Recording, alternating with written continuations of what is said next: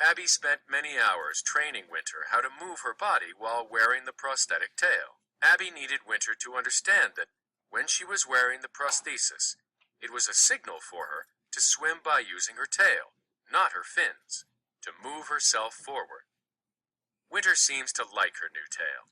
She will sometimes swim in circles, chasing it, or showing off by swimming right past Panama and flicking her tail in her friend's face.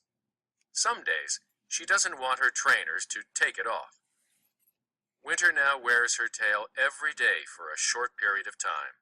A trainer is always close by to keep an eye on her. The goal is for Winter to eventually wear the prosthesis a few hours every day, which will be enough to keep her backbone healthy and her body flexible. Even after Winter's first brief outings with the new tail, her trainers could already see an improvement. Winter adjusts like a pro and learns to swim with her new tail.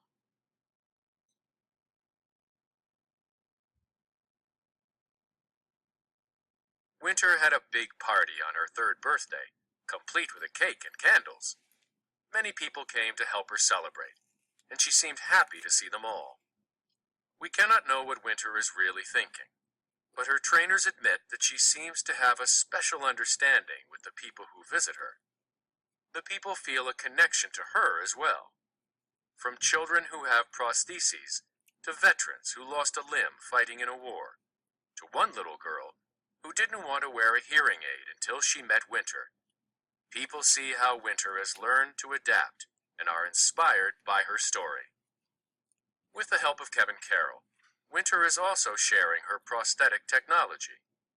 After creating the silicone gel for her sleeve, Kevin realized the same material that made it more comfortable for Winter to wear her prosthetic tail could help people who wear prostheses too.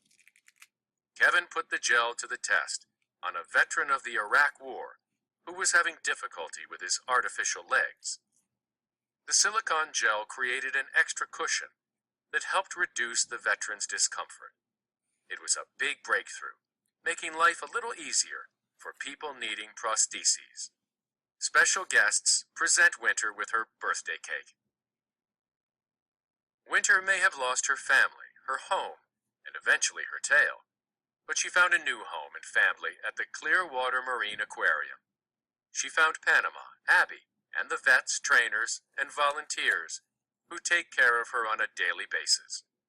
With the help of all these people, she also has a new tail. Through these changes, one thing has stayed the same. Winter's uplifting spirit and her resilience have helped her adjust and make the most of every situation. And her story is far from over. She is still learning all of the things she can do with her special tail.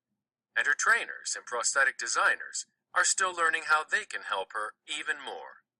Every step of the way, they will need to be open to new ideas and be willing to try different solutions.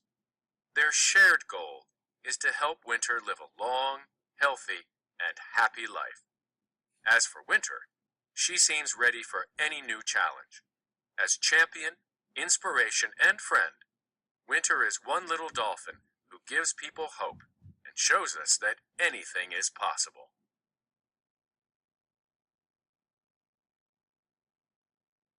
About the authors. Juliana, Isabella, and Craig Hatkoff are a family of authors. Their story began when Juliana Hatkoff was nearly 5 years old and about to have her tonsils removed. Her father, Craig Hatkoff, suggested that they research the procedure and write about it in a notebook. Soon the Hatkoffs had their first book, Goodbye Tonsils. Later, Juliana's younger sister, Isabella, read a newspaper article about a rescued baby hippo who became close friends with an old tortoise. Isabella thought the story of the hippo and the tortoise would make a good book, too. She was right. Since then, writing books has become a team activity for this New York City family. Most of their books focus on animals that face difficult circumstances. Dad and daughters work together to do research and craft their stories. The family hopes that books like these will help others find the strength to get through tough times. Author's purpose. The Hatkoffs like to write about special animals that inspire. How do the authors show that winter is special? Give examples from the text that support this point.